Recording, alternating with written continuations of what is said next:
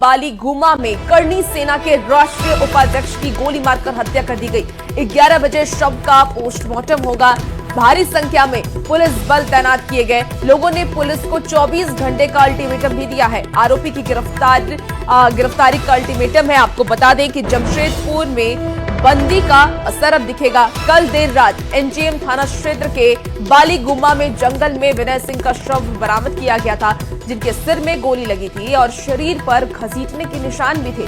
सूचना मिलते ही पुलिस मौके पर पहुंची, लेकिन एम्बुलेंस की व्यवस्था में देरी ने लोगों का गुस्सा भड़का दिया। करीब 2 घंटे तक शव को सड़क पर ही पड़ा रखा गया, क्योंकि पुलिस एम्बुलेंस का इंतजार नहीं कर पाई और स्थानीय लोग और करनी सेना कार्यकर्ताओं ने पुलिस के खिलाफ नारेबाजी की और शव को बिना एम्बुलेंस के उठाने से रोक दिया।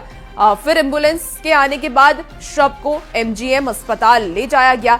इस दौरान ही NH 33 पर लंबा जाम लग गया और उसकी तस्वीरें भी हम आपको दिखा रहे हैं, जिस वजह से यातायात पूरी तरीके से ठप हो गया।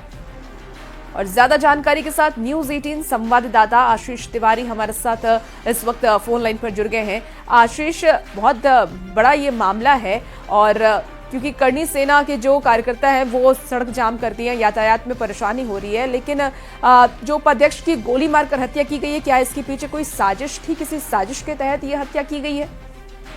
जी, बता दूं कि जिस तरह भी बातें सामने आ रही है, क्योंकि करनी सेना के जो अध्यक्ष है इनका कोई आपराधिक किस्म का लगाव नहीं था, जिसको लेकर ये कयास लगाए जा रहे हैं कि जिस तरह सूत्रों के मुताबिक बातें सामने आ रही कि जमीन विवाद को लेकर इस घटना को अंजाम दिया गया होगा।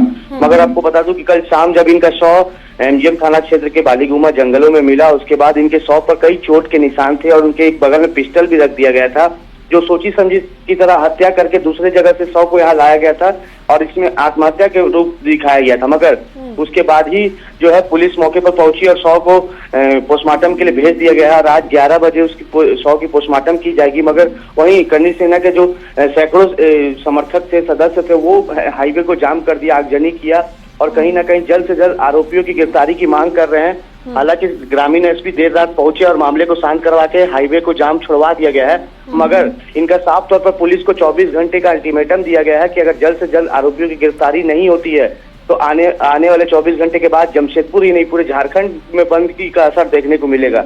मगर अब देखना वो होगा कि पुलिस कब तक इस हत्यारों की गिरफ्तारी कर पाती है और कब तक ये मामला शांत होता है। जी, पुलिस की तरफ से क्या कोई जानकारी अब तक सामने आई है कि कितने लोगों ने ये फायरिंग की, गोलीबारी की और जिस वजह से हत्या हुई है?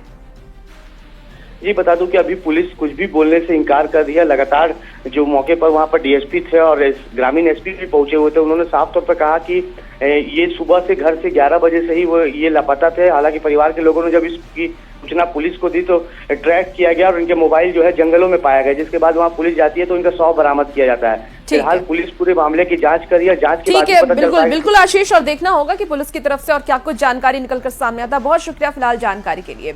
वहीं इस मामले पर सियासत भी देखिए अब तेज हो गई है। बीजेपी हेमंत सरकार पर लगातार हमलावर है, तो कांग्रेस ने यह कहा कि अपराधियों की गिरफ्तारी के लिए छापेमारी की जा रही है।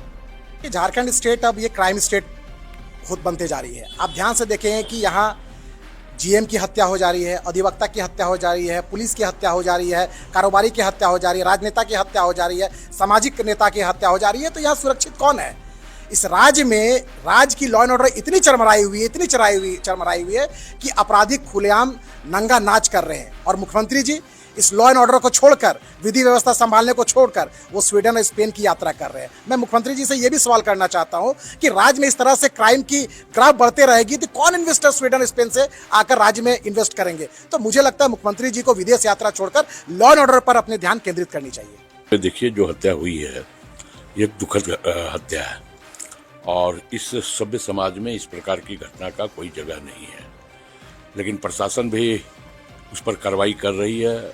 अपराधियों की गिरफ्तारी के लिए जगह जगह छापेमारी भी की जा रही है, क्योंकि हमारी सरकार में, महागठबंधन की सरकार में, अपराध अगर होते हैं तो अपराधियों के गिरेबान तक प्रशासन 24 से 48 घंटा के अंदर पहुंचने का भी काम करता है और वो अपराधी जेल के शिकंजे के पीछे भी होते हैं। तो स्वाभाविक तौर पे प्रशासन पूरी संजीदगी के साथ इस घटना के उद्भेदन में लगी हुई है और हमें लगता है कि बहुत जल्द प्रशासन अपराधियों को गिरफ्तार करने में सफलता हासिल कर लेगी।